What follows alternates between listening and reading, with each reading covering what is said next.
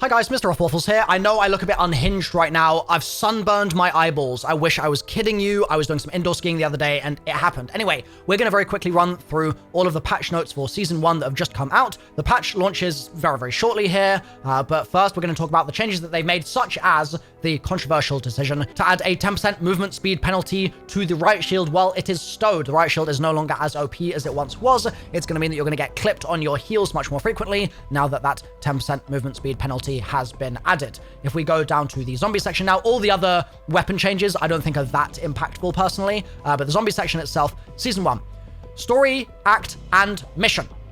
Act 4 has a new story mission, which is immediately available for all players at the start of Season 1. A massive gateway has appeared in the exclusion zone. Investigate the area and engage in new endgame content. We knew this. Don't worry, there is new stuff coming.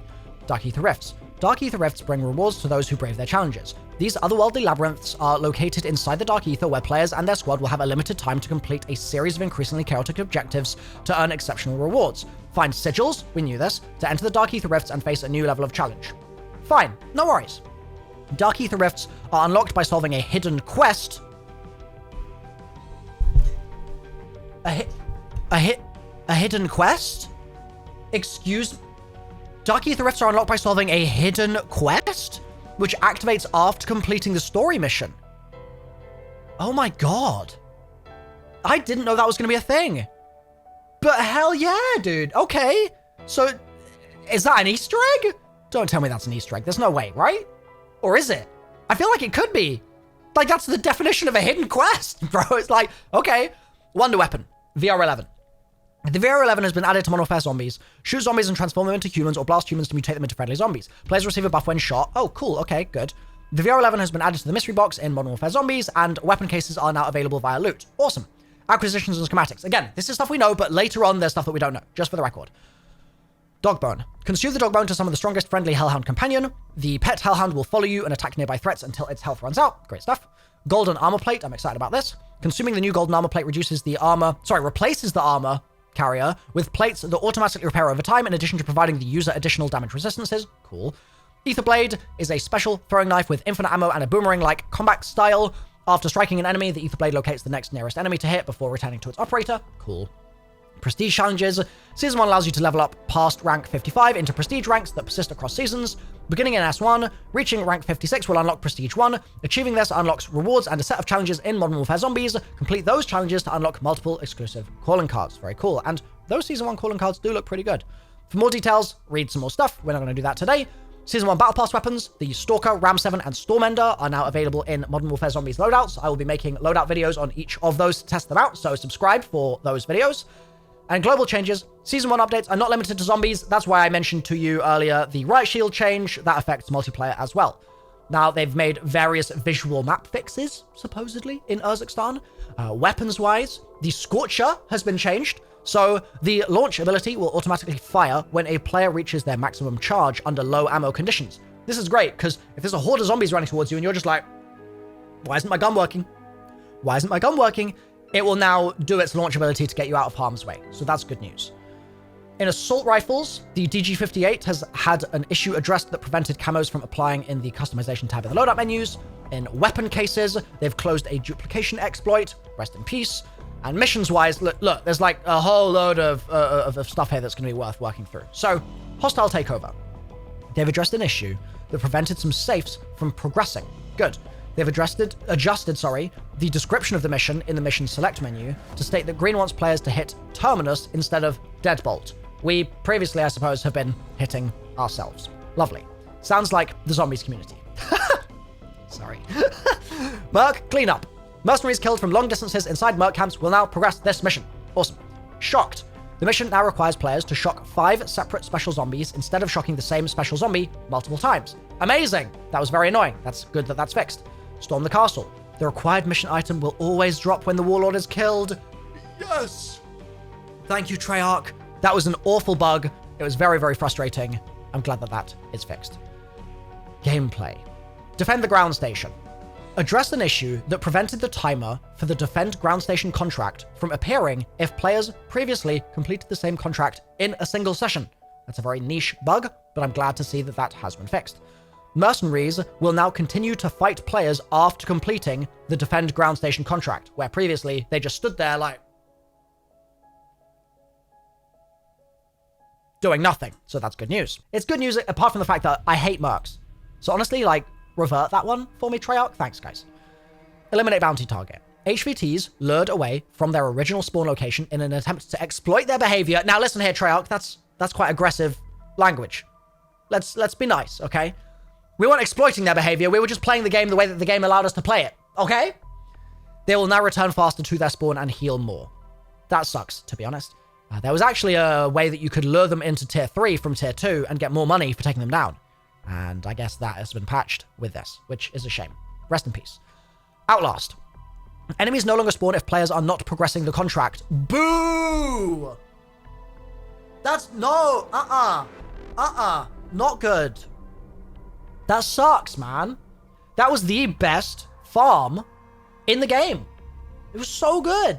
You could get to like 75% and then just spawn in crazy numbers of enemies. It was so much fun. I'm actually really sad that that's gone. I get it, server stability, meh. The servers are crashing before I even load into the match though. So like, don't be telling me that that's causing the server's instability when the loading screen causes server instability too. Like, come on now. Unfortunate, but I get it. Fair enough. Raid weapon stash. Oh my god, enemies no longer spawn if players are not progressing the contract there as well? That wasn't even one that I was like doing to really rinse it. I was just enjoying the fact that I could do that and get a load of kills. Like, they've adjusted spawn control as well to prevent them from spawning on a player, resulting in instant death.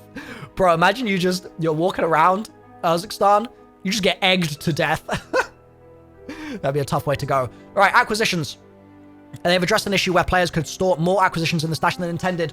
Oh god.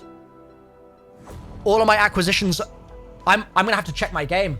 I might have lost all my juicy acquisitions, dude. That sucks. Okay, I had like 20 in my stash. I hope they've not gone. Ether tools. They've addressed an issue that prevented ether tools from applying if a player was driving a vehicle. Cool. Ammo mods have addressed an issue that prevented ammo mods from applying if a player was driving a vehicle. Cool. Perk stones. Perk stones? Perk-a-colas? Tombstone. Addressed an issue where tombstones could spawn under the map. Great. Addressed an issue where tombstones could spawn in the center of the map instead of where a player previously died. Great. Addressed an issue where sometimes players could not obtain their essence when interacting with a tombstone. Great. And closed various duplication exploits associated with tombstone soda. Boo. Ammo mods. Brain rot. Players will now receive essence when a brain-rotted zombie kills other zombies or dies. Cool. That's good. Looting. Various fixes for locations on the map where players could not loot items. Awesome. Exfil. More formidable enemies have been added to the Exfil experience in all zones. I'm going to have to test this. Subscribe to my channel. I'll be testing it very soon. The video will be up within the next couple of hours, so we can look forward to that. They've also addressed a rare issue that prevented the Hilltop Exfil helicopter from actually ever landing. Awesome. In season, so that's at launch. In season, all Exfils will increase the number of enemies spawned. So currently they don't increase the number spawned, which sucks because they've nerfed the other ways to get more zombie spawns and just left us with no zombie spawns until in season. That's unfortunate. The final Exfil will receive a significant boost to enemy count and player types. Cool. Then there's even more changes. Like this is a crazy big patch. Okay. Ammo caches will now always fully refill applicable player ammo reserves. That's so good. That's so good because currently they weren't giving you full ammo, whereas now they're fully refilling. So that's amazing. They've addressed an issue that allowed players to die instantly if they ran and slid into a doghouse. That issue also happens sometimes with ammo caches, Treyarch, so you might want to fix that. Players will no longer be able to hide inside a doghouse. Boo. Closed an out-of-bounds location that allowed players to stay alive outside the playable space. Okay. Addressed an issue where player-selected operator skins would change upon entering a vehicle. Good. Disciples have been changed. They've addressed multiple issues that allow disciples to behave erratically, such as becoming stuck high in the air or on objects. That happened to me multiple times, so that's good. The Stormcaller also has been changed. They've addressed an issue that allowed the Stormcaller to die instantly from the Bloodburner's Ether Pulse. Bro! Are you kidding me? I just made a video about that 24 hours ago. That sucks. That Treyarch, unpatch it, dude. Why patch that? It was good. It meant the bike was good.